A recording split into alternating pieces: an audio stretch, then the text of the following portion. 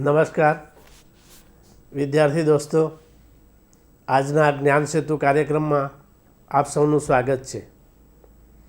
દોસ્તો, કેટલાક સમયથી તમે જ્ઞાન સેતુ પુસ્તિકાનો અભ્યાસ કરી રહ્યા છો.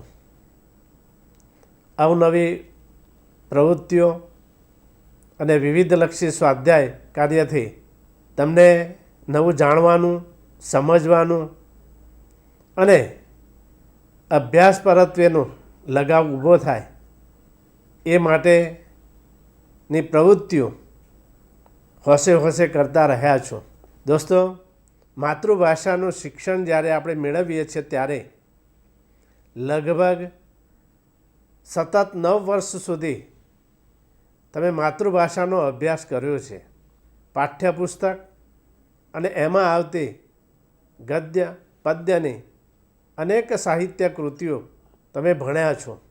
આ કાર્યક્રમ થકી આપણે એક એવો મહાવરો કરીએ છીએ કે જેને પરિણામે આપણી અધ્યયનની કચાશને આપણે દૂર કરી શકીશું અને એક સાચી અને પાકી સમજ આપણે કેળવી શકીશું.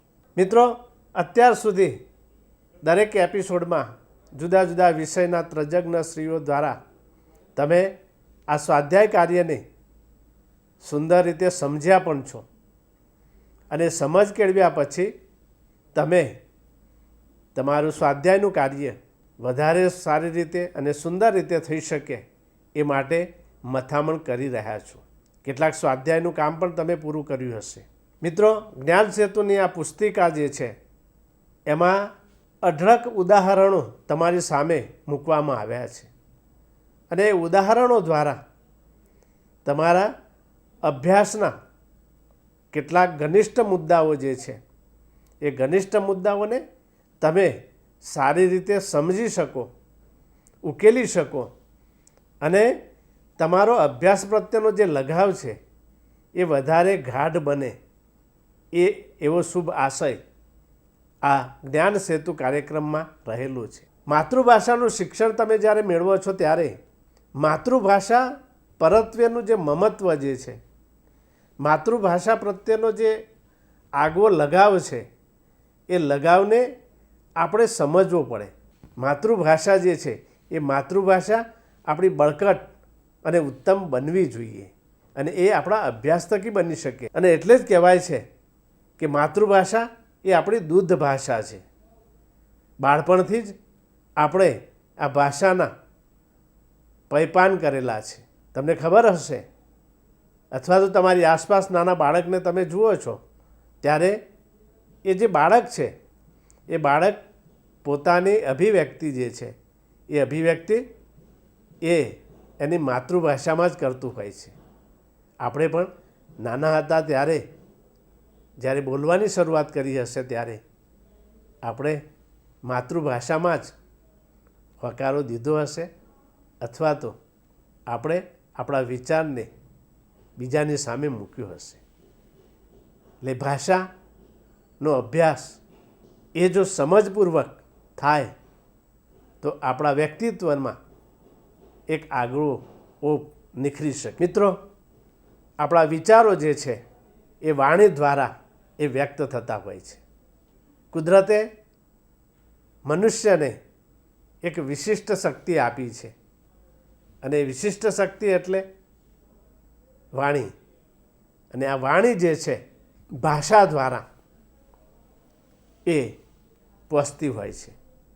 આ વિશિષ્ટ શક્તિની જે તાકાત જે છે એને જો યોગ્ય મહાવરો મળે, જો કેળવાય તો વ્યક્તિત્વનો વિકાસ એ સોળે કળાએ ખીલતો હોય છે. વાણી એ ભાષાની શક્તિ છે, તાકાત છે. એ જ રીતે ભાષાનો જે વૈભવ છે એ વ્યક્તિના વ્યવહારમાં પણ એટલો જ અસરકારક સાબિત થતો હોય છે. વાણીને કેળવવા માટે જ આપણે ભાષાનો અભ્યાસ કરવો જરૂરી છે. આપણી જે વાણી છે એ વાણી જો કેળવાય તો જ આપણા સમગ્ર જીવનના વ્યવહારો પણ સુચારુ રીતે આપણે પાર પાડી શકતા હોઈએ છીએ. અને આ વાણીને કેળવવા માટેનો જે અભ્યાસ એ જ આપણી માતૃભાષાનું શિક્ષણ છે મિત્રો. અને માતૃભાષા થકી આપણે જીવનના અનેક ક્ષેત્રોમાં આપણે આગળ વધી શકીએ છીએ, આપણે કામયાબી હાંસલ કરી શકીએ છીએ. માતૃભાષાના શિક્ષણ થકી વ્યક્તિત્વનો વિકાસ આપણે કરી શકીએ છીએ એ તો આપણે સમજ્યા જ છીએ. દોસ્તો, ભાષા એ આપણી અભિવ્યક્તિ માટેનું એક ઉત્તમ સાધન છે. દોસ્તો, આજે આપણે જ્ઞાન સેતુ પુસ્તિકાના 3 પ્રકરણ જે છે એનું વિહંગાવલોકન કરવાના છીએ. દોસ્તો, જ્ઞાન સેતુ પુસ્તિકાનું પ્રથમ પ્રકરણ અર્થગ્રહણનું છે. અર્થગ્રહણને તમામ પ્રવૃત્તિઓ અને સ્વાધ્યાય કાર્ય તમે કર્યું હશે, કેટલીક મથામણ પણ કરી હશે, ક્યાંક ગળમથલ થઈ હશે, તેનું માર્ગદર્શન પણ તમારા સહપાઠી પાસેથી, તમારા કોઈ સ્નેહીજન પાસેથી કે પછી ગુરુજન પાસેથી તમે મેળવ્યું હશે. તમે સારી રીતે એ સ્વાધ્યાય કાર્ય કર્યું છે. છતાં આજે આપણે સહજ રીતે કેટલીક ચર્ચાની સાથે સાથે એ પ્રવૃત્તિઓ તરફ વિહંગાવલોકન કરીશું. દોસ્તો, અર્થગ્રહણની જ્યારે આપણે વાત કરીએ છીએ ત્યારે આપણે જે કંઈ ભણીએ છીએ, એટલે કે આપણે લખીએ છીએ, વાંચીએ છીએ, જે કંઈ આપણે અભ્યાસપૂર્વક બાબતોનો મહાવરો કરીએ છીએ, એમાંથી માત્ર તમે ક્રિયા કરો છો કે કંઈ આત્મસાત કરો છો ખરા? તમે જે આત્મસાત કર્યું છે એ જ સાચું અર્થગ્રહણ.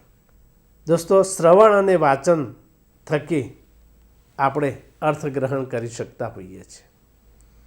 આપણે યોગ્ય રીતે સાચું અને સારું સાંભળીએ, એ જ રીતે આપણે શિષ્ટ વાંચન કરીએ અને એનો જે અર્થબોધ છે એ જે આત્મસાત કરીએ છીએ આપણે, તે અર્થગ્રહણની ક્ષમતા ગણી શકાય.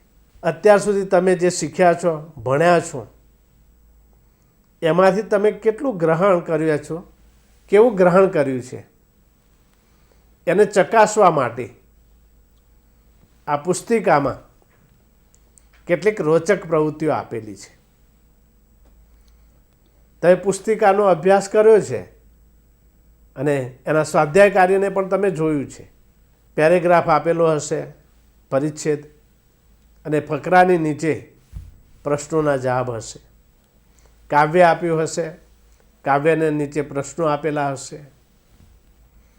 એ જ રીતે વિઝિટિંગ કાર્ડ આપેલું છે, એની વિગતોની સાથે કેટલાક પ્રશ્નો મૂકેલા છે. એ સાથે સાથે ધોરણ 9ના પાઠ્યપુસ્તકનો તમે જે અભ્યાસ કર્યો છે એની કેટલીક ગદ્ય અને પદ્યની કૃતિઓ અને એના રચનાત્મક પ્રશ્નો પણ એમાં મૂકેલા છે. આ વિવિધ પ્રકારના પ્રશ્નો દ્વારા તમે જે ભણો છો, જે શીખ્યા છો, એમાંથી કેટલું અને કેવું આત્મસાત કર્યું છે એનો ક્યાસ કાઢવા માટે એના પરીક્ષણ રૂપે આ નમૂનારૂપ પ્રવૃત્તિઓ આપેલી છે. પરિચ્છેદમાં ભલે 4 પંક્તિઓ આપેલી હોય, પણ એમાં રહેલો જે શબ્દ વૈભવ છે એમાં કેટલાક અપરિચિત શબ્દો હશે. વાક્ય તમે વાંચો છો, તમને ગુજરાતી સારું વાંચતા આવડે છે, પણ એમાં રહેલા શબ્દો છે એ શબ્દોના અર્થને તમે પામી શકો છો ખરા? એ શબ્દોના અર્થને સમજવા માટે તમે કોઈકની મદદ મેળવશો, કાં તો તમે શબ્દકોશનો સહારો લેશો અને એના અર્થને પામીને પછી એ વાક્યને તમે સમજવાનો પ્રયત્ન કરો છો. અને એ રીતે તમે જ્ઞાન સેતુની પુસ્તિકામાં એના જવાબ લખ્યા હશે. ઉદાહરણ તરીકે આપણે એક કવિતા કાવ્ય સમીક્ષા આપેલી છે, એને આપણે જોઈએ તો તમને સમજાશે. કારણ કે પરિચ્છેદ તો તમે વાંચીને સમજી શકો, કવિતાને પામવા માટે આપણે મથવું પડે. કારણ કે કવિતાનો શબ્દદેહ અને એનું આંતરવૈભવ સુધી પહોંચવા માટે આપણે ચિંતનની આવશ્યકતા રહે છે. કારણ કે કાવ્યને પામવું, કાવ્ય સુધી પહોંચવું એ કપરી કસોટી છે. કારણ કે કાવ્યનો સર્જક પોતાના મનોજગતમાં રહેલી જે ભાવસૃષ્ટિ છે એ ભાવસૃષ્ટિને આપણી સામે મૂકે છે. ત્યારે એ કાવ્યદેહની અભિધા, વ્યંજના અને લક્ષણા સુધી આપણે પહોંચવા માટે થોડી મથામણ કરવી પડે. અને એટલા માટે એક ઉદાહરણ તરીકે તમારા જ્ઞાન સેતુ પુસ્તિકામાં આપેલો જે કાવ્ય સમીક્ષાનો પ્રશ્ન છે એને આપણે જોઈએ તો સમજાશે કે કવિતા સમજવી અઘરી છે, પણ જો સમજાઈ જાય તો એને માણવાની પણ મજા આવે છે. તો દોસ્તો, આપણે કાવ્ય સમીક્ષાને જોઈએ. પ્રશ્ન 2 છે, આપેલ કાવ્યને આધારે પ્રશ્નોના જવાબ આપો. અને કાવ્ય પંક્તિઓ આપેલી છે. મારી ફળીના ઝાડવા 2 હતા, કરતા એક દી વાતો, એક કહે હદ થાય હવે, નહીં ભાંડું બીજો ખમાતો, ચાલને અહીંથી ચાલતા થાય, આગા આગા વનમાં જાય. બીજું કહે એમાં જીવનું જોખમ, નિત આવે કઠિયારા, આવી ઓચિંતાના ચલવે આપણ પર કુઠારના મારા, જો કે મરવું કોઈ ન ટાળે, તો એ મરવું સિદ્ધ અકાળે. તો દોસ્તો, કવિતા સાવ સરળ લાગે, છતાં પણ એની જે વ્યંજના છે એ આપણને સમજવા માટે થોડો અભ્યાસ માગી લે છે. આ કાવ્ય નીચે પ્રશ્નો આપેલા છે કે બંને ઝાડવા વચ્ચે શું વાત થઈ રહી છે. બીજો પ્રશ્ન છે, આગા આગા વનમાં જાય, રેખાંકિત શબ્દનો સમાનાર્થી શબ્દ કયો? વનમાં જે છે રેખાંકિત શબ્દનો સમાનાર્થી શબ્દ એ પણ તમને ખ્યાલ આવે. પણ ત્રીજો પ્રશ્ન છે, જો કે મળવું કોઈ ન ટાળે, તો એ મરવું સિદ્ધ અકાળે. આ પંક્તિ સમજાવો. દોસ્તો, આ કવિતા તમે જે વાંચો છો ત્યારે એ કવિતાનું જે હાર્દ છે એ અંતિમ પંક્તિઓ છે. પેલા 2 પ્રશ્નોના જવાબ તો તમે સહજતાથી લખી શકો, પણ જે ત્રીજો પ્રશ્ન જે છે કે મરવું કોઈ ન ટાળે છતાં સિદ્ધ મળવું અકાળે, એટલે કે મરણ એ અનિવાર્ય ઘટના છે કે આને આપણે રોકી કે ટાળી શકતા નથી. પ્રત્યેક વ્યક્તિ એ મૃત્યુને સ્વીકારવું પડે છે. એ તો એક નિર્વિવાદ બાબત છે કે મૃત્યુને આપણે રોકી કે અટકાવી શકતા નથી. પરંતુ કવિ શું કહે છે કે મરવું સિદ્ધ અકાળે, પણ અકાળે મરવું એ મોટી દુઃખદ ઘટના છે. મૃત્યુ એ સ્વીકાર્ય ખરું, પણ સાથે સાથે અકાળે મળવું એ અસ્વીકાર્ય છે. અને એ વાત આપણે સમજાવવાની છે. દોસ્તો, આમ કવિતા જે છે એ કવિતાના પિંડને સમજવા માટે અભ્યાસ પણ જરૂરી છે, મહાવરો પણ જરૂરી છે, અને એમાં રહેલા જે શબ્દો છે એ શબ્દોમાં રહેલી જે વ્યંજના છે એ વ્યંજનાને પણ તમારે સમજવી પડે. અને આ રીતે જો તમે ધીરજપૂર્વક મહાવરો કરશો ને તો આવા અનેક પ્રશ્નોના જવાબ તમે સહજ અને સરળતાથી લખી શકશો. અને કદાચ આવો પ્રયત્ન તમે કર્યો જ હશે, અને અગાઉના જે પ્રશ્નો છે એ પ્રશ્નો પણ તમે સારી રીતે અને સુચારુ રીતે એ તમારા ગૃહકાર્યમાં પણ એ તૈયારી કરી હશે. તો દોસ્તો, આ રીતે અર્થગ્રહણની જે ક્ષમતા છે એને સંદર્ભે કેટલાક પાઠ્યપુસ્તકના પ્રશ્નો પણ આપેલા છે. તમારી પાઠ્યપુસ્તકની જે કૃતિઓ છે, ધોરણ 9માં તમે જે ભણ્યા છો, સાજ સમે સાંભળ્યું, પછી સાંભળ્યોજી બોલ્યા, રસ્તો કરી જવાના, ગોદ માતની ક્યાં, મારા સપનામાં આવ્યા હરી, પપ્પા હવે ફોન મૂકું. આવી રસપ્રદ કૃતિઓ જે છે એના વિશિષ્ટ પ્રશ્નો આ જ્ઞાન સેતુ પુસ્તિકામાં આપેલા છે. તમે ધોરણ 9નું પાઠ્યપુસ્તક પણ તમારી પાસે હશે, એને ફરીથી પણ તમે અભ્યાસ કર્યો હશે અને એ અભ્યાસ થકી તમે આ પ્રશ્નોના જવાબ પણ સુંદર રીતે લખ્યા હશે. એવી બીજી રોચક ગદ્ય કૃતિઓ પણ જે પાઠ્યપુસ્તકમાં છે એના પણ કેટલાક પ્રશ્નો આ જ્ઞાન સેતુ પુસ્તિકામાં લેવામાં આવ્યા છે. ગોપાળ બાપા, કુદરતી, વાડી પડના વહાલા, પંગુમ લંગાઈ તે ગિરીમ, સમાજ સમર્પિત શ્રેષ્ઠી, બોળો અને પ્રેરક પ્રસંગો. આ જે ગદ્ય કૃતિઓમાંથી પણ સરસ મજાના પ્રવૃત્તિલક્ષી સ્વાધ્યાય પ્રશ્નો પણ એમાં મૂકેલા છે. અને એ પ્રશ્નો તમે જ્યારે વાંચશો ને ત્યારે તમને સમજાયું હશે કે તમારા પાઠ્યપુસ્તકમાં જે સ્વાધ્યાય છે એનાથી કંઈક વિશેષ આગવા દૃષ્ટિકોણથી એ પ્રશ્નો તમને પૂછેલા છે અને એના જવાબો તમને એમાંથી કૃતિમાંથી બેઠા બેઠા ન મળે. સીધા એમાંથી તમે કોઈ વિગતો મેળવી ન શકો, પણ તમારે થોડો વિચાર કરવો પડે, થોડું ચિંતન કરવું પડે અને એ ચિંતન થકી એમાં રહેલો જે ધ્વનિ છે એ ધ્વનિરૂપ જે તમે સાર સમજો છો એ સાર તમે એમાં લખી શકો. આમ એ કૃતિને તમે કેવી રીતે આત્મસાત કરી છે, એમાંથી તમે જે અર્થગ્રહણ કર્યો છે એ અર્થગ્રહણ આખી કૃતિ ભણ્યા તો છો, પણ એ કૃતિનું હાર્દ તત્વ જે છે એ તમે પામ્યા છો ખરા? અને એ ચકાસે એવા વિવિધ અને વિશિષ્ટ ગણી શકાય એવા પ્રશ્નો આ જ્ઞાન સેતુ પુસ્તિકામાં છે અને તમે એના જવાબો પણ અચૂક લખ્યા જ હશે.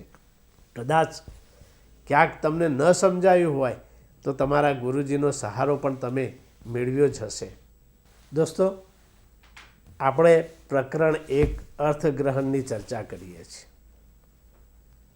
આ પુસ્તિકાનો તમે અભ્યાસ કર્યો હશે ને એટલે તમને સમજાયું હશે કે અર્થગ્રહણની ક્ષમતા વિકસાવવા માટે મેં પહેલાં પણ તમને વાત કરી છે કે શ્રવણ અને વાંચન દ્વારા આપણે આપણી અર્થગ્રહણ ક્ષમતાને કેળવીએ છીએ, વિકસાવીએ છીએ.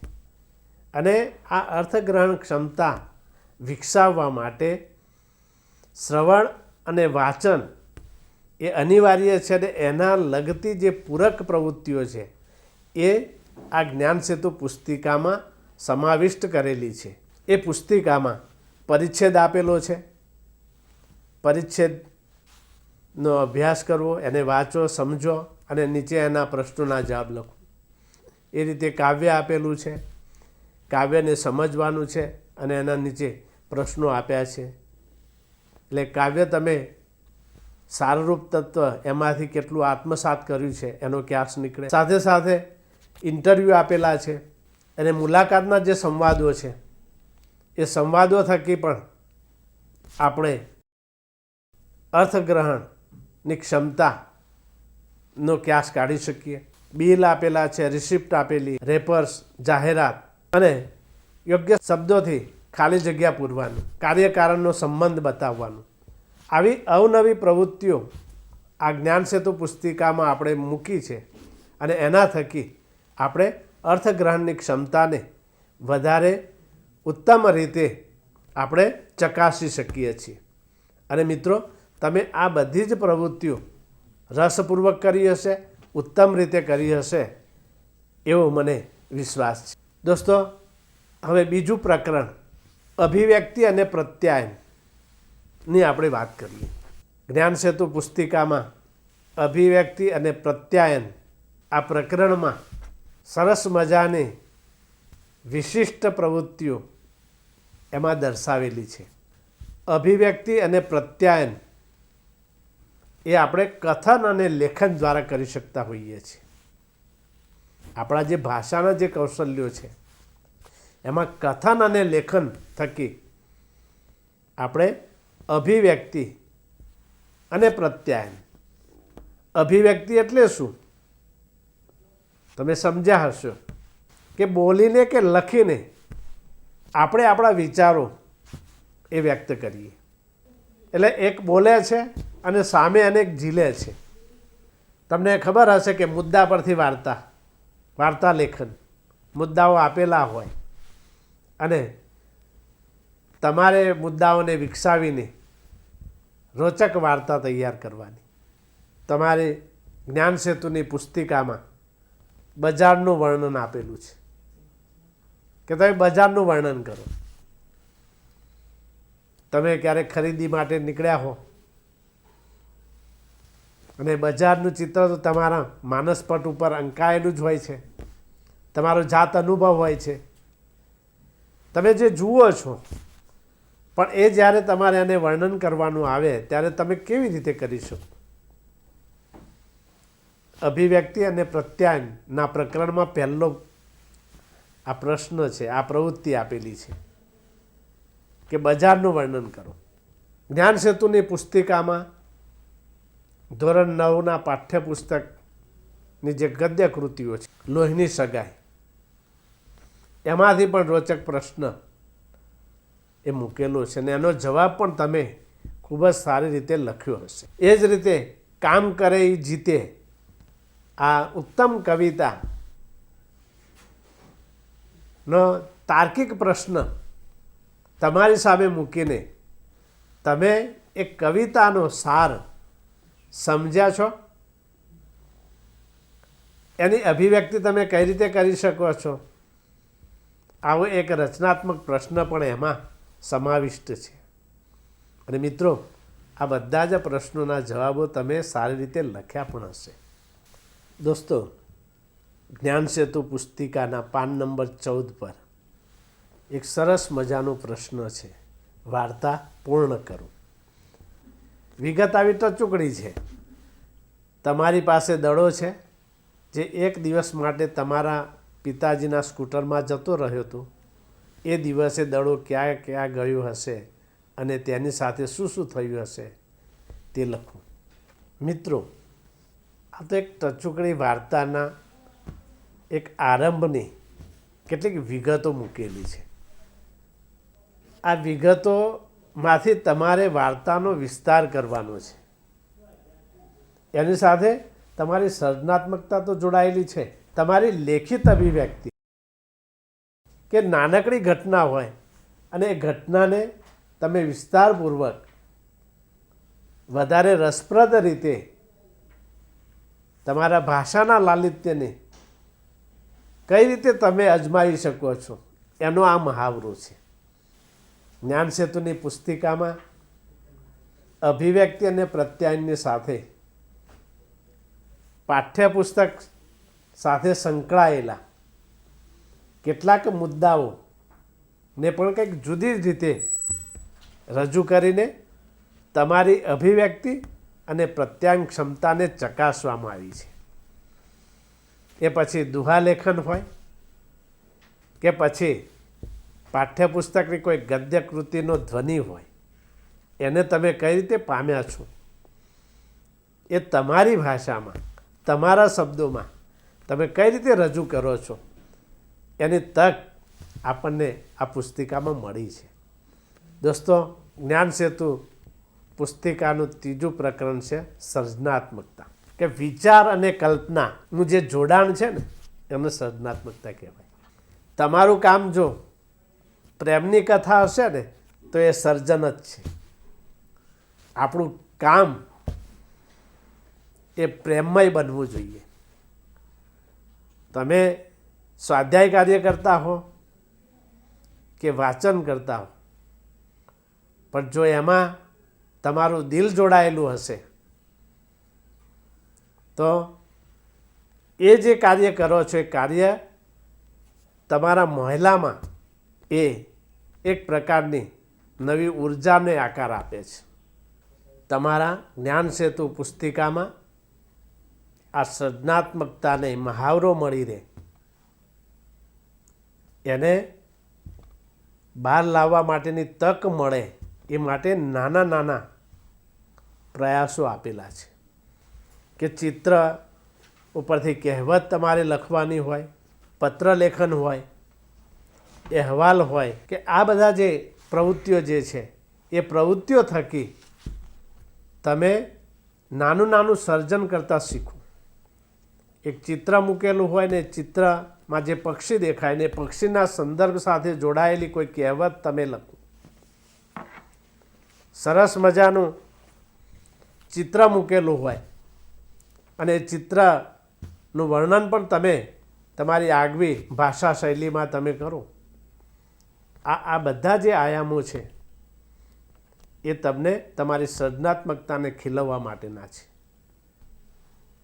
આપણે આપણા સમાજમાં, આપણા મિત્ર વર્તુળમાં આપણે જે અભિવ્યક્તિ કરીએ છીએ એ કરતાં એક ભાષાના વિદ્યાર્થી તરીકે આપણી ભાષાની જે માવજત આપણે કરીને આપણે જે કેળવીએ છીએ અને એને પરિણામે આપણી વાણી જે તેજસ્વી બને છે, બીજાને આકર્ષનારી બને છે, એ ત્યારે જ બની શકે જ્યારે તમે આ બધી જ પ્રવૃત્તિઓ દિલથી કરી હશે ત્યારે. અને મને વિશ્વાસ છે કે તમે આ પ્રવૃત્તિઓને વેઠ નહીં પણ તમે દિલથી સ્વીકારેલી છે અને દિલથી જે સ્વીકારે છે એના કામમાં પણ એક આગવી સુવાસ હોય છે. અને એ સુવાસ તમે જ્યારે આ પુસ્તિકા તમારા ગુરુજીને બતાવશો ને ત્યારે જોઈને તમારા ગુરુજી પુલકિત થઈ જશે અને ધન્યવાદ અથવા તો શાબાશનો ધબ્બો મારશે. લાગે છે ને? આવું જ હશે અને તમે આવું કામ કરવાના છો એ મને વિશ્વાસ પણ છે. મિત્રો, તમે આવું ઉત્તમ કામ કરતા રહો અને તમારો અભ્યાસ વધારે ને વધારે ઉત્તમ બની રહે એવી આકાંક્ષા સાથે આપ સૌને